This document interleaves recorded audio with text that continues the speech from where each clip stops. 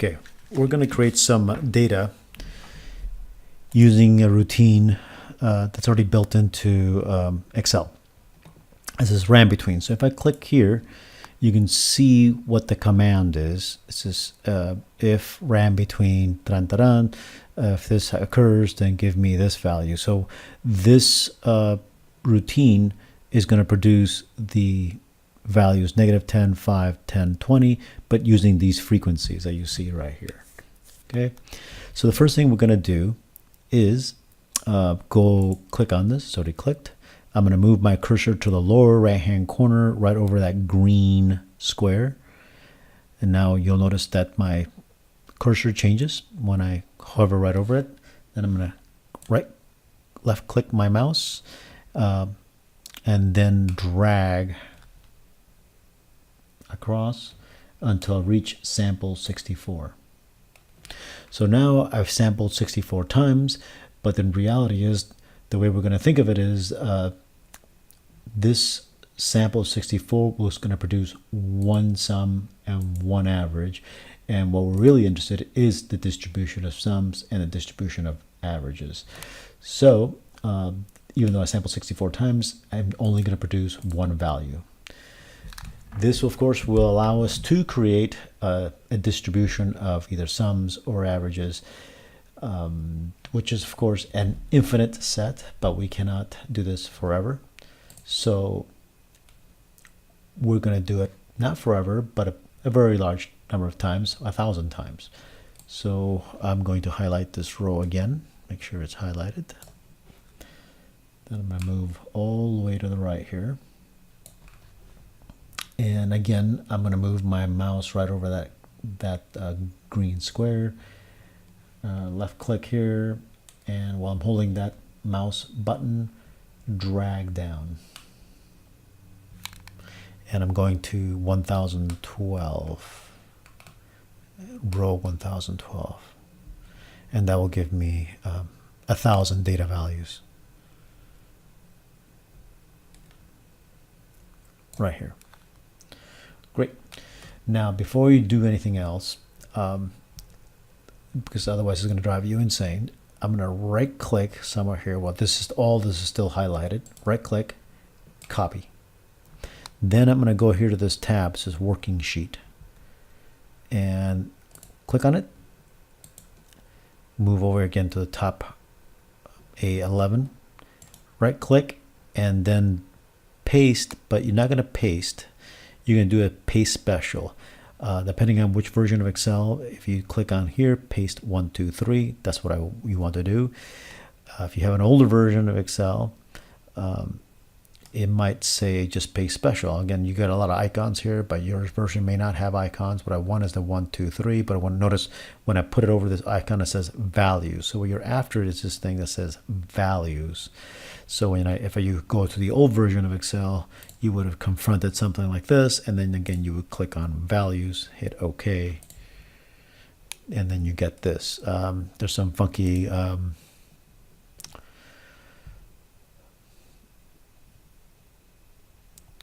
highlights going on here, but let's not worry about it.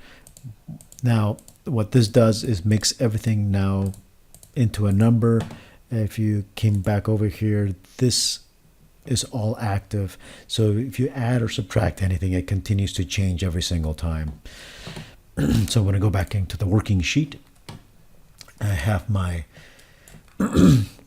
1,000 rows. What I want to do next is calculate a summary for each one of these rows. And one very simple summary is just to add everything up, a sum. So if I come over here, type equal to sum, and I can go to A11, which is the first value of that row, and go all the way to looks like BL11. And now I will get a sum. And of course, your sum should not be the same as my sum, because they're supposed to be randomly generated. And you see, in this case, I played 64 times, and what this says, I lost $20.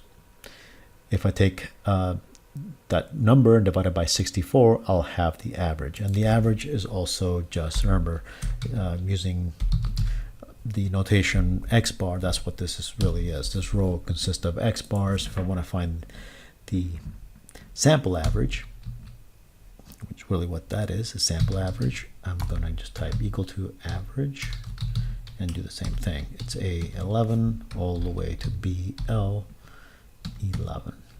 And that will give me the average.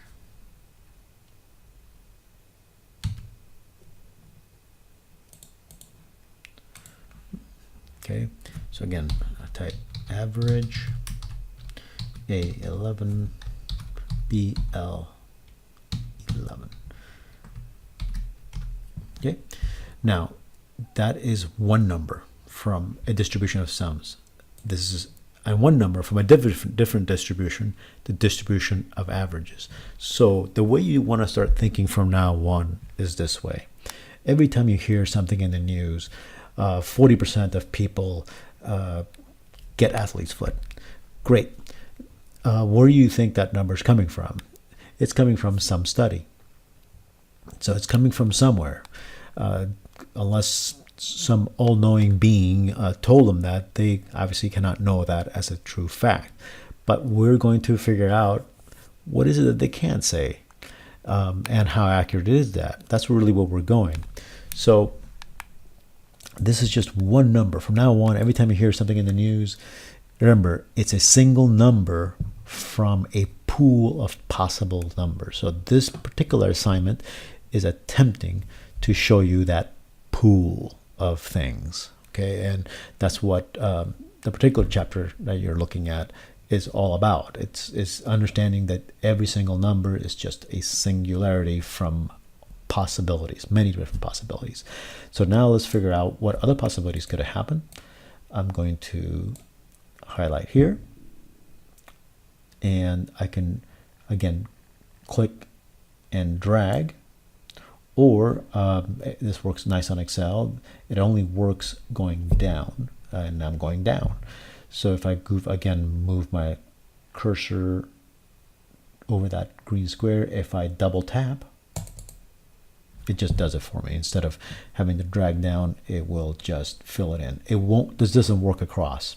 So when I did it earlier, it didn't work across, and it wouldn't have worked here because the way it's behaving, it understands there's something to the left, and it's going to copy what I did. So anyway, don't want to get into that. Now what I want to do is you will eventually do the following. You will highlight this, the entire 1,000 numbers. You will go to GeoGebra, or I'd say GeoGebra is the easiest thing to do.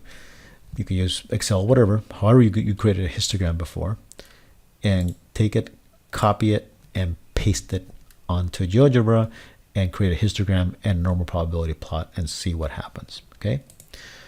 Now, the one last thing that we want to do is let's figure out what is the sum, the mean of these sums. What is the mean of these averages? What is the standard deviation of these sums? What is the standard deviation of these averages? And this will be mimicking what is the parameter, the true mean of the sums, the true mean of the averages. Okay, so I'm going to just type here SD sum. Oops, cannot have an equal sign. This is E sum. Again, these are just titles, so I know what I'm looking at here. It's going to be E x bar, SD of x bar. So what is the mean, the true mu, the true mean of all these averages? Again, this will not give me the true mean, but it's an approximation. So I'm going to come over here and type, average, because I want to average of all these values, and it'll be BM11, and this ends at BM1012. And that will be the average. So in this case, my average is negative $34.37, and my standard deviation will be BM11 all the way to BM1012. Okay, and that will be the standard deviation of the distribution of sums. Great. Now I'll highlight these two, and again I'm going to move to the lower right hand corner, hold my mouse button down, my left one, and drag across, and I'll have now the mean of this distribution and the standard deviation of this distribution. What I want you to eventually do is match these numbers with theory. My numbers should not be matching your numbers that you will get, but they'll be very close. As a matter of fact, all our numbers, every person does this assignment will have numbers that are very close. So this should be very close to the true mean. This should be close to the true standard deviation that you're currently reading about, and that's what I want you to do in this assignment, is verify these facts.